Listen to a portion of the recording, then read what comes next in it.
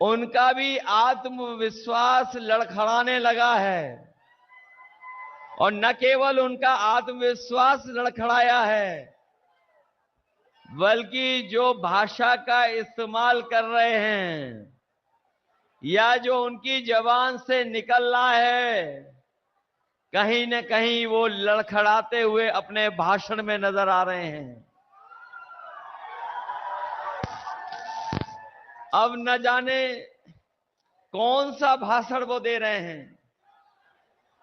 उनकी पुरानी कहानी को कोई अब सुनना नहीं चाहता है। और जब वो चुनाव हारने लगे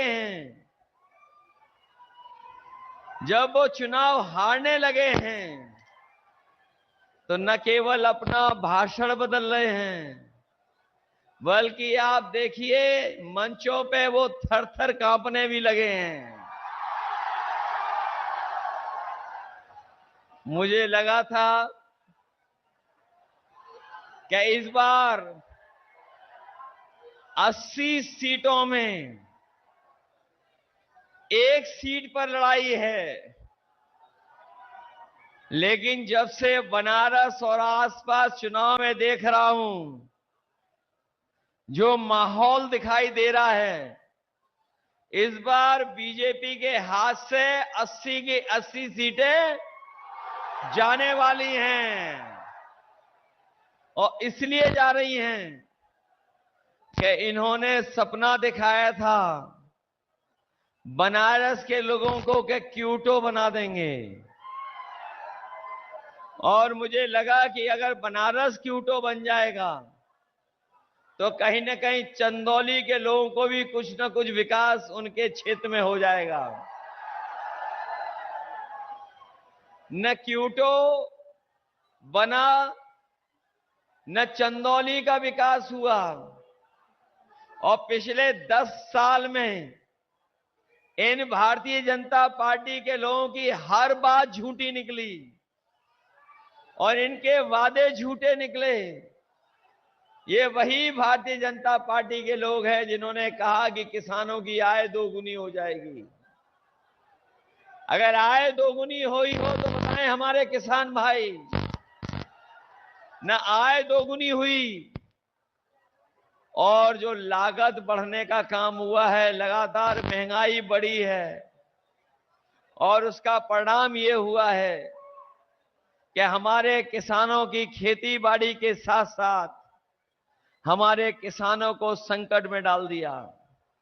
जिन किसानों के खेती के लिए पैसा आना था, जो खेती बाड़ी के खेत के खुशहाली के लिए पैसा आया, वो भारतीय जनता पार्टी के लोगों ने अपनी जेब में रख लिया। किसान के हाथ कुछ नहीं लगा। और एक समय ऐसा भी किसानों ने देखा कि जिस समय हमारे किसानों के खिलाफ काले कानून लाने का काम हुआ और अगर वो काले कानून लागू हो गए होते तो जहां हमारे किसानों की खेती बाड़ी छिन जाती, वहीं उनकी पैदावार को भी ये लूट लेते। हमारे किसान झुके नहीं। न केवल उत्तर प्रदेश का किसान बल्कि देश का किसान इन बीजेपी के खिलाफ खड़ा हो गया। दिल्ली घेरनी पड़ गई, दिल्ली जाके धरने पर बैठ गया। तब तक नहीं हटा जब तक सरकार ने काले कानून वापस नहीं ले लिए। जहां किसान के काले कानून वापस हुए, लेकिन लड़ाई अभी खत्म नहीं हुई है। इन्होंने 10 साल में बड़े बड़े उद्योगपति, कारोबारी, बड़े बड़े कारखाने चलाने वालों का लगभग 25 लाख करोड़ रुपए इन्होंने माफ कर दिया बैंकों का। और जब नियम बनाया इन्होंने, तो नियम बनाया कि जिनका 5 करोड़ से ऊपर कर्ज है, उनका कर्ज बैंकों से माफ कर दिया जाएगा। हमारा वही किसान मायूस हो गया। उसका करोड़ों का कर्ज नहीं था, उसका कर्ज तो केवल लाखों में है। इसलिए हम किसान भाइयों को आज कह के जा रहे हैं कि आने वाले समय में 4 जून को जब सरकार बनेगी, हमारे किसानों का पूरा कर्ज माफ होगा। की कीमत दिलाने के लिए अगर एमएसपी के लिए कानूनी अधिकार भी दिलाना पड़ेगा तो किसानों की खुशहाली के लिए कानूनी अधिकार भी दिलाने का काम किसानों को होगा।